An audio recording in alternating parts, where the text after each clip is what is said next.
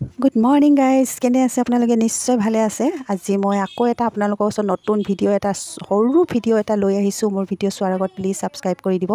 আৰু মোৰ ছোৱালীজনী আজি চাহ বনাইছে। চাহ বনোৱাৰ অৰ্থটো হৈছে আজি তাই মামা ঘৰত ফুৰিবলৈ যাব। গৰম বন্ধ হৈছে, তাই ফূৰ্তিত ক'ব পৰা নাই। সেই গতিকে মই যি কৈছোঁ তাকেই মানিছে। মই কৈছোঁ আজি চাহ বনাই দিয়া, তেতিয়াহে মই তোমালোকক মামা ঘৰলৈ নিম। এই কথা শুনি তাই একদম নাচি চাওক চাহ বনাই দিছে। খুব ফূৰ্তি লাগিছে তাই আজি মামা ঘৰত যাম বুলি। আৰু এয়া আমি এতিয়া মামা ঘৰলৈ যাবলৈ ৰাওনা হ'লোঁ। আমি তিনিওটাই ওলালোঁ। মোৰ হাজবেণ্ডে, তাৰ পাপাই ওলোৱা নাই, কাৰণ ঘৰত এজন মানুহ থাকিব লাগিব। গতিকে সিহঁতে তাতে মোৰ হাজবেণ্ডে আছে তাতে ঘৰতে।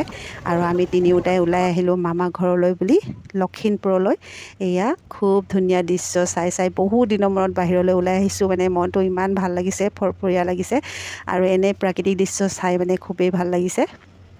চাই আমি এনেদৰে গৈ আছোঁ। বৰ্তমান পোৱাহি নাই, পাবলৈ হৈছে। আৰু ল'ৰাটোৱে উৎপাত কৰিছে, কিবা খাওঁ।